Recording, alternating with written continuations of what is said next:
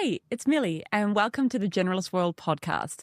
This is a show where I interview people from the Generalist World community, and we talk things like the future of work, careers, predictions, their hot takes, and really understand what their squealy careers have looked like. So if you're a generalist who feels like they're living in a specialized world, this is the podcast for you. We're live.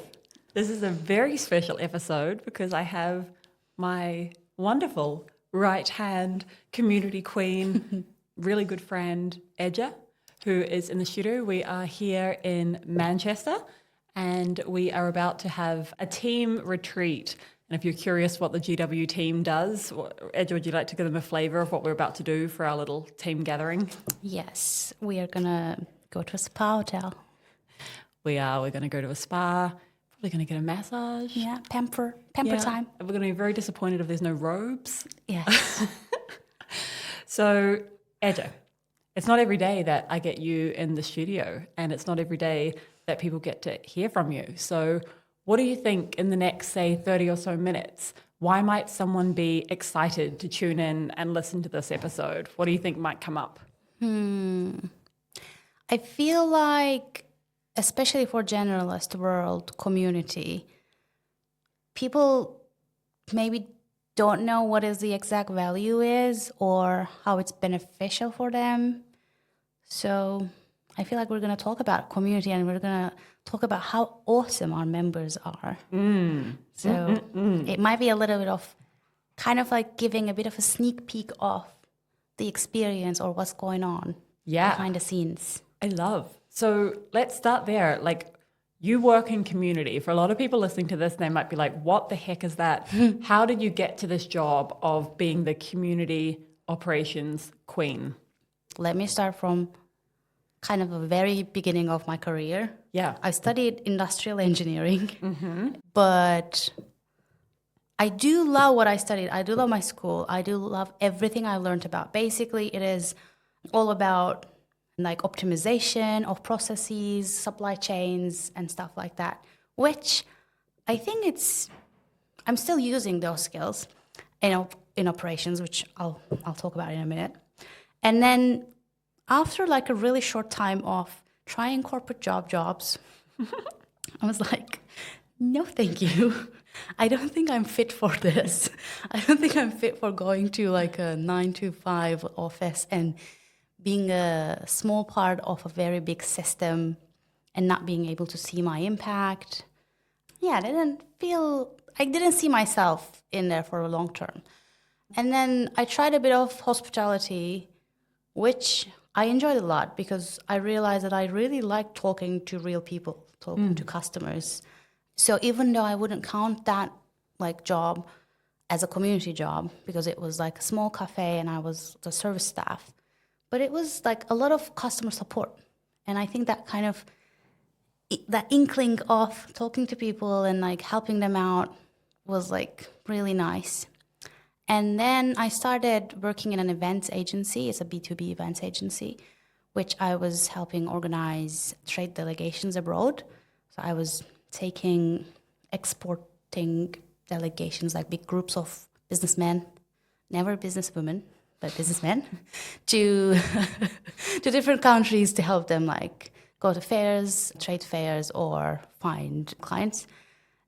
I really enjoyed doing that. I really thought that I found my passion in events and management because it's just nice. Like you're on the site, on a job, but lots of logistics, lots of operations, but also again, you're dealing with people. So it's not like an arbitrary or ambiguous thing that you're doing. You can see the impact directly.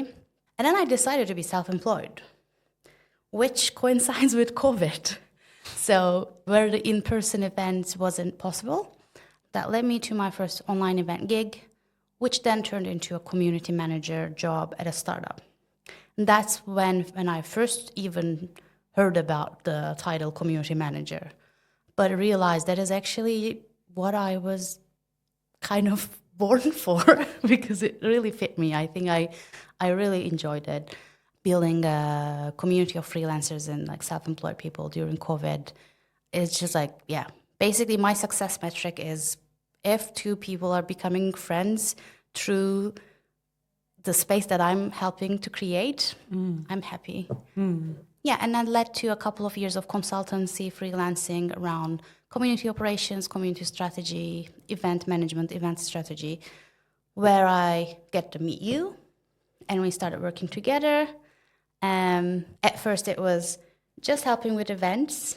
Then, after a year, I think turned into a full-time partnership of growing Generalist World together, which been an amazing thing. And coming from the community space, is there like a myth, or is there something about community that everyone gets wrong that you would just like to correct about community? Yes. Yes. Go on, you've got the mic. I think from the business side, it is so easy for businesses to think that community is the next thing that they need to do. You know, like a couple of years ago, it was like social media marketing, etc. So I was like, oh yeah, we need to have this. Like, yes, community is a very strong thing to have in a business, especially in the longevity of the business. But sometimes it's not the right thing for the goals of the business or like the goals of the stakeholders. And it is a very slow and it requires so much effort. You can't just hire someone and like, let's launch a community. So I think this is like the biggest mistake. It's very slow, and it needs to be built with the people who you want to create the community for. So it's definitely like, let's plan everything to the T and then launch it for people. Like, you can't build a community for people. You can build it with the people. And I think for individuals, I realized that when I was freelancing, like self-employment is so isolating, for example. I think it's very common nowadays with like remote working, or like if you are lucky and like working in a company that has a great culture and you get to have friends, because we're spending 80-90% of our times in our jobs. So we have to be happy in that. Otherwise, it's a miserable life. So self-employment is like very isolating. I get to understand the importance of community then. I was immediately, these are my colleagues, like other freelancers. These are my colleagues. These are the people that I have a chat, maybe go for a coffee, or like, vent about a client or like a late payment or whatever, and then share the challenges and support each other.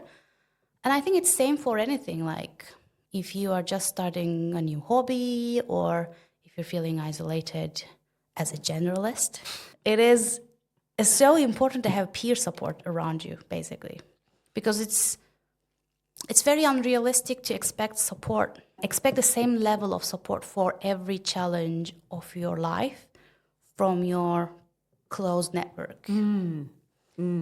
Like when I was freelancing, everyone around me, like not many of my friends were self-employed. So they weren't necessarily understand my challenges of sitting at home by myself. They were like, how lucky you are that we go to the office. And I was like, how lucky you are that you go to the office and see people and talk to people. I don't have anywhere to go.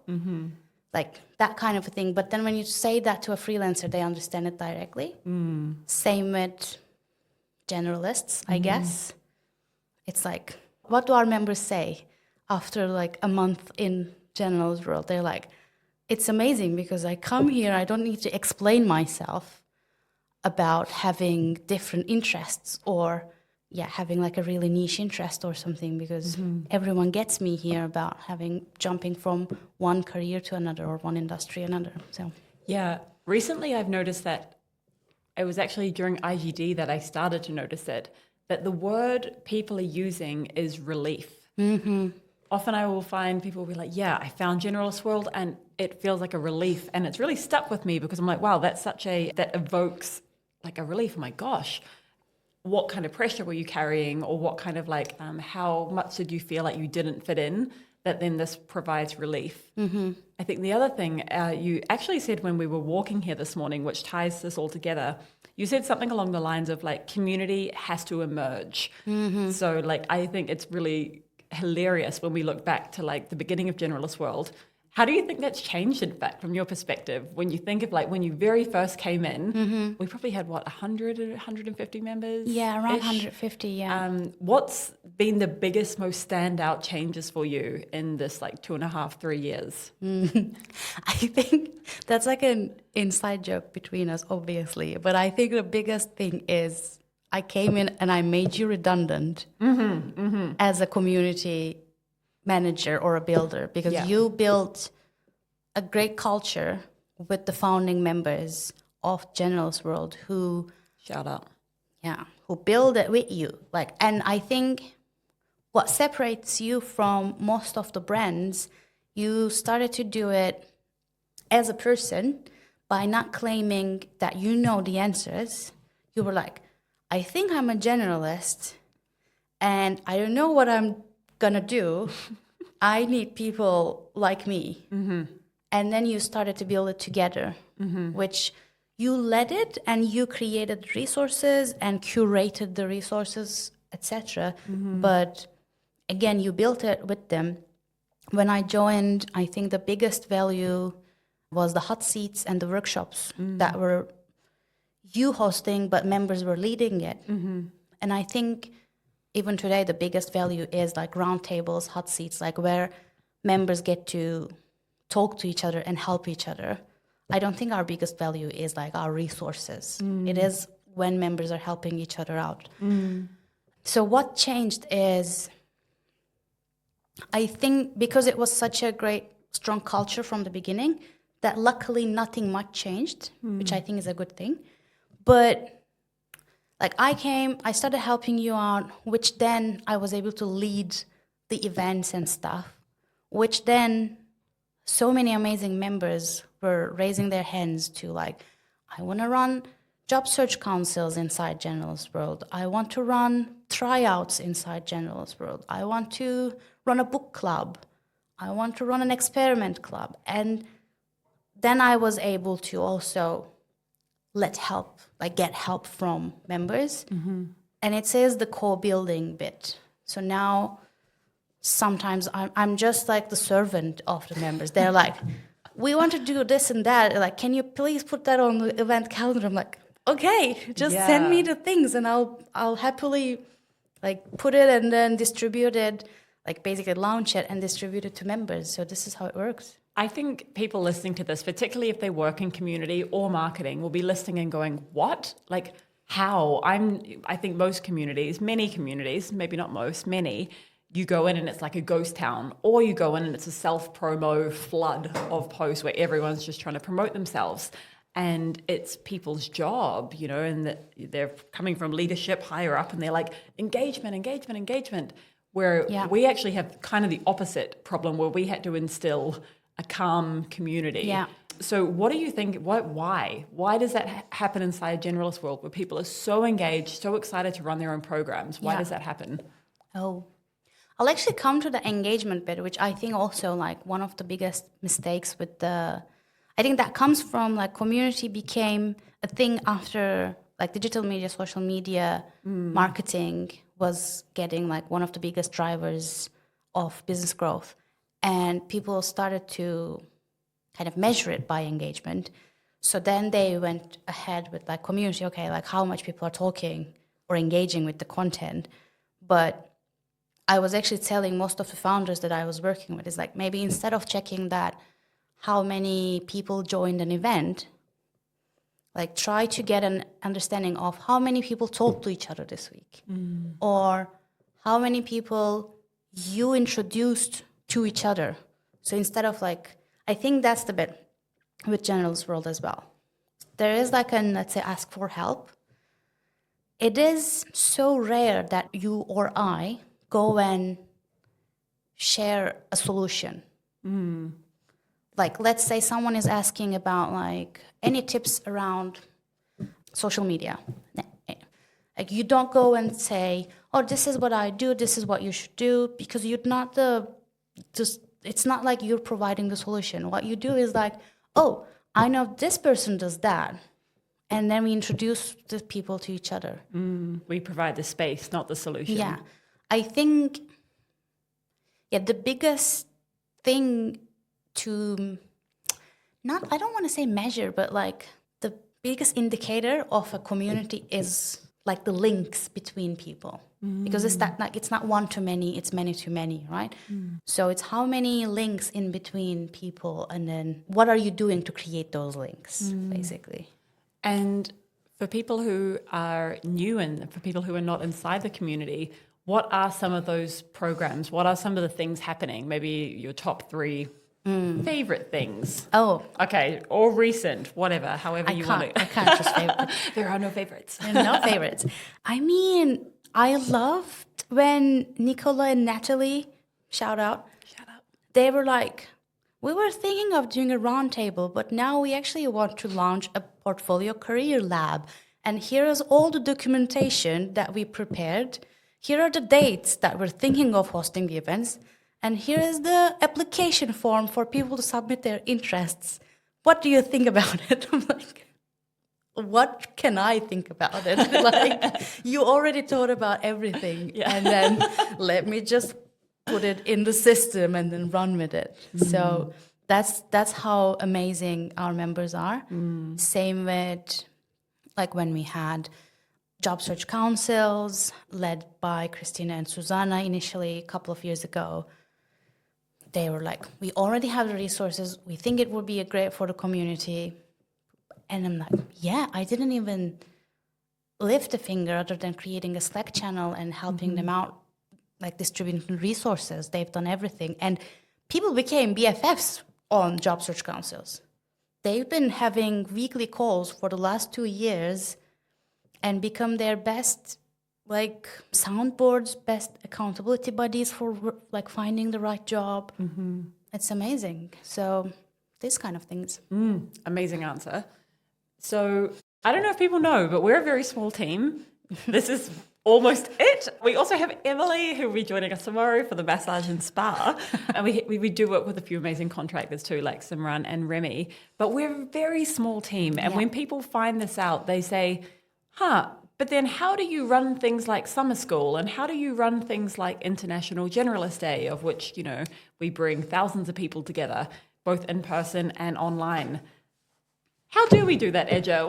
What's the secret to running these kind of crazy campaigns with just like us? Yeah. What is it? I think the summer school campaign that we did last August is very different in terms of operational process to International Generalist Day. International Generalist Day heavily a volunteer-led, amazing local hosts, volunteer hosts are putting out meetups, and then I help them. And this year Sarah was helping me out so that, because it blew. This year we had 88 locations in 34 countries. So thousands of people met on the same day, which is a date that we just made up. And then changed Based on our holidays, because you can just do things. You can just do things. But yeah, I think International Generalist Day is a day in September, which globally generalists are celebrated. So this is heavily collecting interest and then creating resources. So there is a little bit of starting point for local hosts who wants to host events, because some of them are like very experienced event hosts, facilitators, but some of them are just really excited generalists that want to meet other generalists in their region. And double underline the very excited. Very excited and enthusiastic. So creating some resources for them to easily launch an event on the calendar and then like create an agenda, how to promote. Yeah, it's a lot of creating like templates and preparing, thinking about what would I need if I'm hosting an event, and then trying to create those resources for those people. And yeah, lots of talking to them and answering questions and trying to make sure that, they have everything they need, their questions are answered, and also celebrating them and hyping them up as much as possible, because especially they're like volunteering their time, energy, motivation to like show up, to host and make sure that multiple people are happy and like for a couple of hours, it is a big thing to Totally. do. For summer school or like campaigns like that where we lead mainly, it is about, again, looking at that win-win-win thing that we have in Generalist World, because it's, again, summer school where we had our partners run workshops for generalists, and then it was like an online event, series of online events over 2 weeks. What was important for us, that it was like it would make sense for us to partner with those people, those brands. For the brands, it would make sense and like generate a value and like a brand awareness. And for the generalists who are attending, they're getting something really valuable and practical. So if we kind of like ticking all these like win-win-win, and an extra win is if the community members are getting something exclusive. Oh, that's my favorite win. Cherry on top. Yeah. So I guess that's kind of how it works. I don't know if I answered that operationally, but No, that's great. yeah. I just wanted to give people a flavor for like the scale as to which like 2.5 people can actually do things. 2.5 people and a community. Definitely. I think sometimes what happens is like the only disadvantage of us being a small team sometimes is that we can't have enough capacity to face the enthusiasm and motivation of members. There are so many times that I was the bottleneck of some member-led projects. Yeah. Because they were like, I want to do this, I want to do that. But because I thought that I have to do them, I was like, oh, I don't have any capacity or time to do this. But now I think, especially this year, I'm learning. And as a community, we're learning as well, is that, you know, I don't have to be on all of the events. I don't have to host all the events. I can let the member lead it and then get feedback, and then like having those processes of like slowly improving things. Yeah, member-led. It's the way. It's the way. But to do that, you have to have a deep culture of trust. And I think you can't really rush that. I think none of Generalist World has been rushed. We've actually grown, I don't know, quite slowly. It's been 3 years, and now we have, I think, around 700 members. And maybe I wouldn't say we've grown slowly. We've grown at the right pace. It feels like really sustainable, and it feels like really like gorgeous. Like I still love to be able to come in and feel like I'm at home. Yeah. And also that kind of seasonality of it as well. Now that we are a lifetime membership model, which we love, GW for life, it lets people to really calm down and come in seasons. Like, again, some people are like, oh, I'm looking for a job and I have so much time nowadays at my hands. And then I want to lead these because I think it will be beneficial for the community and it will be good for me as well. And then they go and find an amazing job, which makes them really busy, which then we're so happy for them. But it means that maybe they're less engaged at that time. But then they come back, like maybe at the beginning they're in the community and looking for help and support around job hunt. But then maybe a year later they come back and get help and support for managing a junior. Hiring. Or, I don't know, promotion. Sure. Something else, or negotiation. Like, so it's like everyone is in their different seasons of their life and careers. Different reasons, different seasons. Yeah, so they can dip in and out as much as they want. Let's get spicy. Oh. Let's get spicy. There is like some pretty solid rumors going around that we're a cult. What's your response to that? Not a cult. Not a cult. Not a cult. This is my only response. No further comment. No comment. And neither approve, neither deny. what's the worst part about working with me? Oh, that you She's can... also not prepared. I've not told her any of these questions because I'm making them up as we go. That you insist in going on walks too much. Oh, it's that I'm a napper, you're a walker.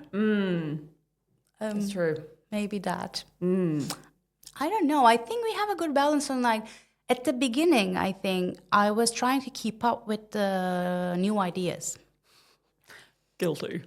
But I think now I'm more confident around, especially what's best for the community. So I can be like, that's a good idea.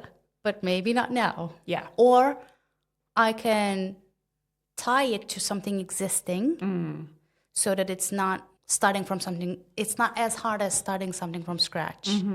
But I think that's a good balance, because if we wouldn't have new ideas, then the generalist movement wouldn't be as grown as today. Yeah, it is totally a balance. You have to have the room for experiments. Exactly.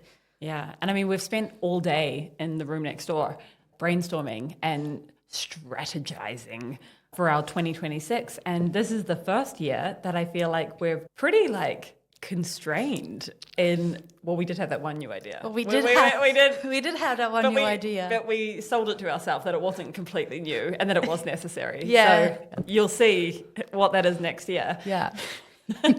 But yeah, like when I think back to GW when you first came, like my memory of it is just like chaos, because I'm like, there's all these things that it could be, and I want to save the world, and I want to save generalists, and I want to like change work, and it's just the two of us. And it can be a bit crippling and a bit paralyzing to have all of these ideas, knowing that you can't execute on all of them. So you definitely have been like the yin to my yang of being like, okay, Millie, we're going to rein it in. We're going to rein it in just a little bit. But you're also risky enough that you're like, all right, let's run summer school in 3 weeks' time. Yeah. That's kind of the balance. Yeah. Yeah. We couldn't have too much of either, really. Yes. That is the balance. Exactly. I agree. And I think that's why, like, I loved being self-employed. And actually, I was saying that, I swear I'm not going to work for anyone again until I started working with you. But yeah, the thing that I didn't enjoy when I was a solo self-employed person was that it's really hard to keep the consistency while keeping the excitement. Because then you're consistent, it gets boring, and then it turns into one of those jobs that I couldn't stand doing, because it's like, like doing monthly recurrent things and then weekly recurrent things, and then following up with potential clients, etc. But it is what is needed to have a steady business, but without the fun of having new things. So I think that's like a good balance that we have, is that I get to have the excitement with the new ideas, and you get to have the consistency with the processes that we set up. And since we've just done the planning and it's kind of fresh in your mind, what are you really excited for work-wise next year? I think I'm really excited about testing that hypothesis of, can we build something so that if both you and I have to take time off, it's still going well. So it's not dependent on us. And maybe give people a tiny flavor, like a high level of how we're thinking about that. So as you might know, Millie, Generalist World is a content and community type of business. So we do create content, mainly you do create content, and then we have a community membership. So the idea for next year is to make sure the content engine is working and the community engine is working smoothly, so that it is not depending on you creating content all the time or me being available and, on the community all the time. That we're going to test it through having processes in place and having people helping us, because we can't do everything. So we'll be hopefully getting some people to help us out from the amazing community. I'm very excited. I feel like we're just at this place where things feel like they're working wonderfully, and now it's not about doing lots and lots of new things. It's just about doing those things really, really well. Yeah. And that's definitely a shift in my mindset as well. Yeah. I think the best thing I love about our way of working is, like, even today, or like even before, whenever we sit down to plan, we first plan ahead what's coming up for us in the personal life. Like this summer, for example, you had your wedding fest. I had my 3-week holiday. And we're like, okay, so we can't do International Generalist Day on this date because I'm going on a holiday. So it has to be a different day. So we don't plan around the business, but we plan the business around our lives. And I think that's why it's we never get tired of it, or we don't burn out, or we don't feel frustrated about something, because we love the work because it works with our life. And that's my favorite thing. Yeah. I've years ago, I did a post around how I think about life, profit, impact. And for years, I played with the order of those things. And sometimes I would prioritize impact and then I would have no money. Or sometimes I would prioritize profit and then my life would fall apart. Yeah. And what I came to was this order currently, maybe it'll change, but is of life, profit, and then impact. And it's like your life, you literally get one life. So gosh, don't screw that one up. Like that has to be like one of our things today. One of my things for like what I want to be able to celebrate this time next year is that I'm healthy and that my relationships are still in this like really, really strong place. And I have a great, strong spirit. Like these are really important things.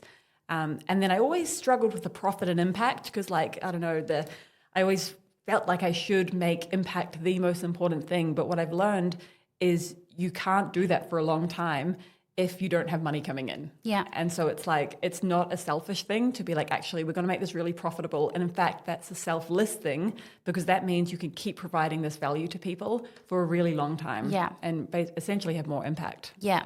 And I think in the business of community, to be able to create impact to your members or the overall community, like the whole generalist, for example, to be able to create value and impact, you have to have your life together, like your motivation to keep going together. So for that, a profit is needed because it is the reality of life. And I think it's about like how much profit or how much money that you feel like you need to run a life that you want. That's why putting life at first makes sense, because then first you kind of like, okay, I want that kind of a life.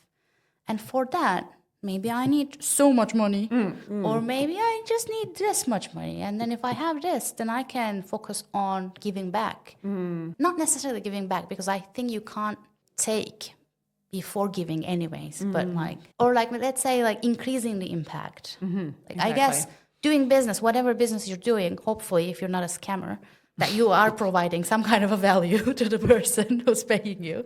But then if you want to increase the impact of it, you first need to have like, okay, this working, so let me try this new bit. Yeah. Maybe add like a new service, or add like a new community initiative, or try a new, something that would create more impact. And for anybody who is listening, who is thinking, dang, community, this sounds like a bit of me. Events, ops, bringing people together. Someone might be like, all the bells might be ringing in their brain. Is there maybe an underrated tip that you would give to them for how to break into that community industry? I was actually going to say that like the best way to understand if you're a community person or not is that if you have that like a bit of like a butterfly feeling when two people that you introduce to each other become friends, I think then you're a community person. You need to be enjoy being the connector. But if you're kind of a person who's like, oh, I introduced them and now they're close friends, and if you're feeling jealous about it, then maybe you're not a community person. And if you're wondering if you're a connector, our wonderful community member, Ramiro, designed a quiz that I believe over like 30,000 people have taken now. It will tell you if you're a connector, innovator, translator, or systems thinker. That's a great place to start. Yeah. Shout out, Ramiro. Yeah. And then there's a tip. I guess if you want to build a community, the easiest way is to just bringing people together. Like 3 is a community.